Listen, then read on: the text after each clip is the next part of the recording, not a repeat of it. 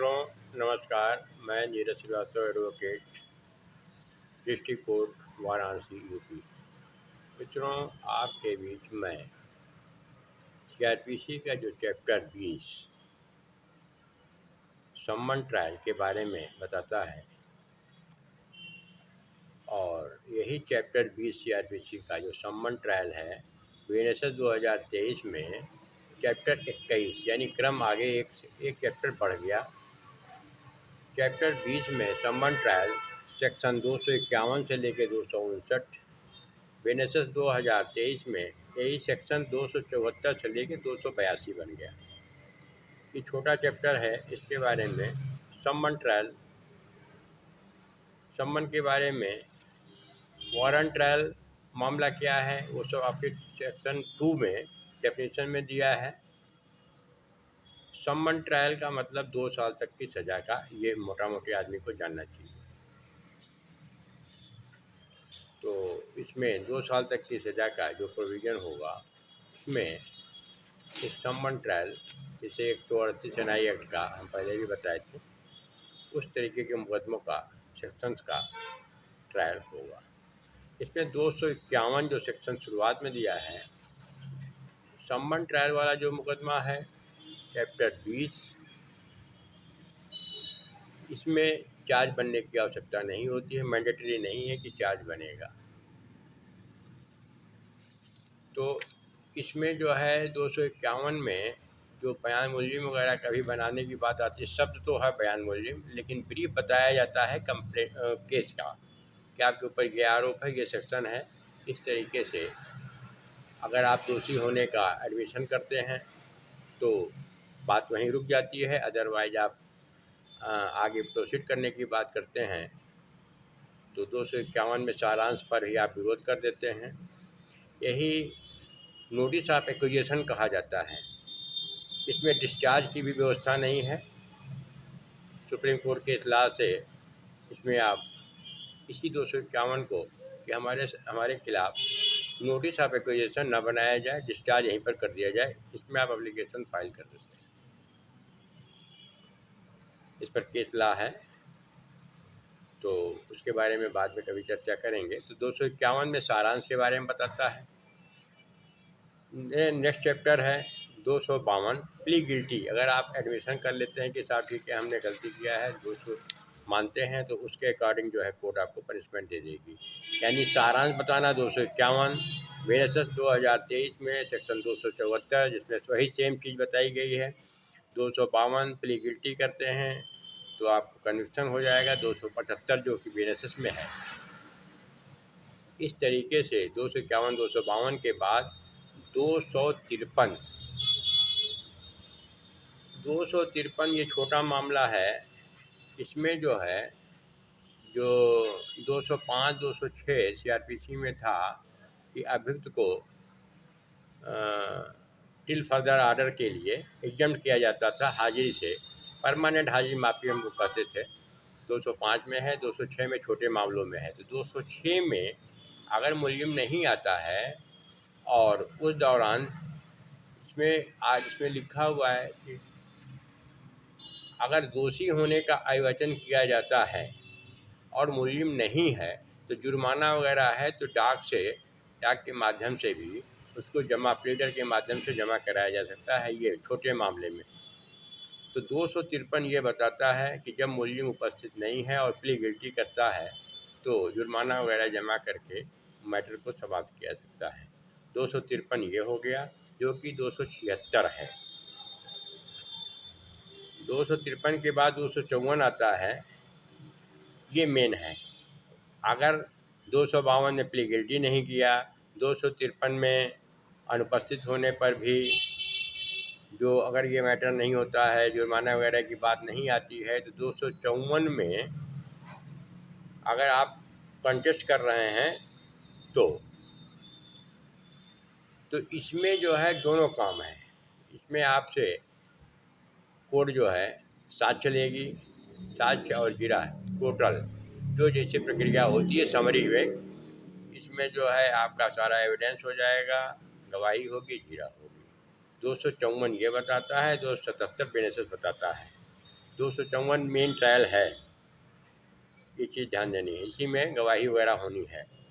255 में है कन्विक्शन है, एक्विटल हो जाएगा, जो सारा ट्रायल उसी में हो गया, और 255 में एक्विटल कन्विक्शन हो जाएगा। इसके बाद 255 के बाद 256 है कि जब कंप्लेनेंट नहीं हाजिर होता है या उसकी मृत्यु हो जाए, काफ़ी लंबे समय से नहीं आता है, 256 में एप्लीकेशन दी जाती है, 2 साल तक की सज़ा वाला साहब क्राइम है और इसमें हाजिर नहीं हो रहा कंप्लेनेंट या उसकी मृत्यु हो गई है तो एक्विटल हो जाएगा। ये 256 में बताता है।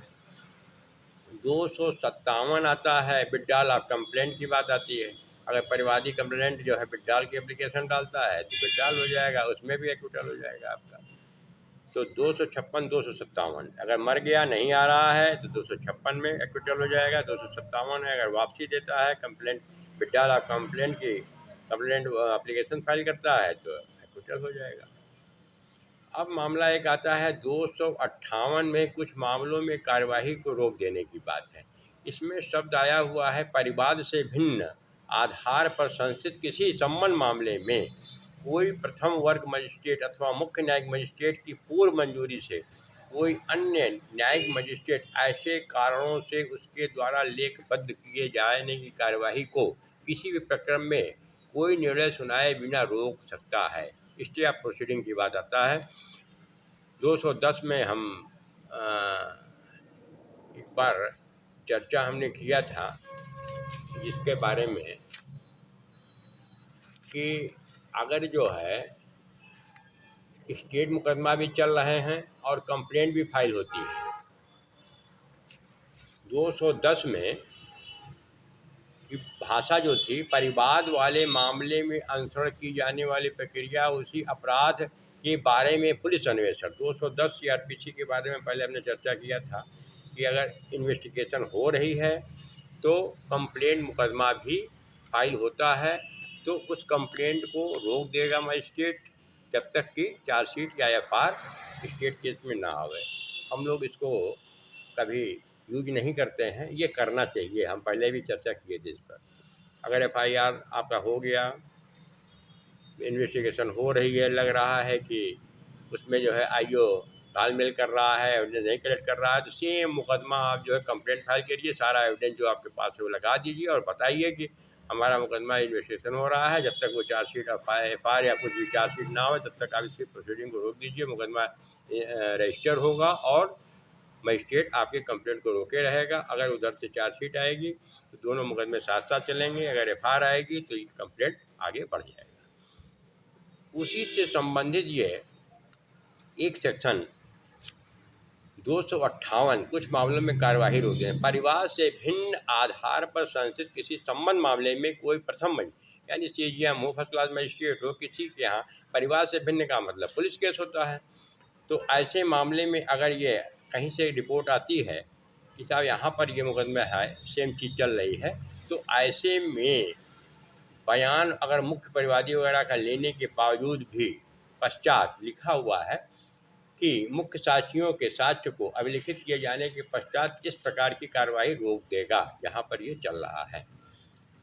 तो लगभग उससे हमने तुलना इसीलिए किया कि वहाँ पर जो था स्टेट मुकदमा अगर इन्वेस्टिगेशन हो रहा है तो कंप्लेंट आप जो फाइल करेंगे सेम चीज़ के बारे में, सेम इंसिडेंट के बारे में, वो कंप्लेंट वहाँ रुक जाएगी।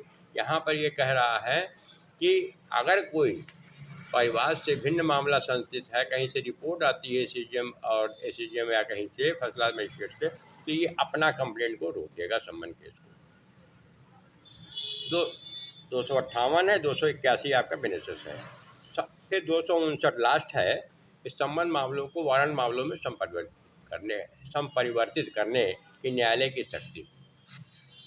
सम्मन मामला अगर कहीं पर है, किसी एक सेक्शन में लगता है किसी स्टेज पर मजिस्ट्रेट को कि अगर कि इसमें कोई ऐसा सेक्शन है कि वारंट मामले जैसा हो, तो इसको टोटल जो है वारंट मामलों के विचारण के लिए इस संहिता द्वारा उपबंधित रीति से उस मामले को अगर ये कर भी लिया है आगे ट्रायल, तो फिर से ट्रायल करेगा, फिर से सुनवाई करेगा जैसे कि वारंट मामले की सुनवाई करता है, ये बताया है।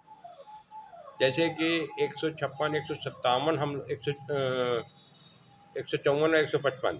154 में आपका कॉग्निजेबल था, FIR दर्ज हो जाता, 155 था।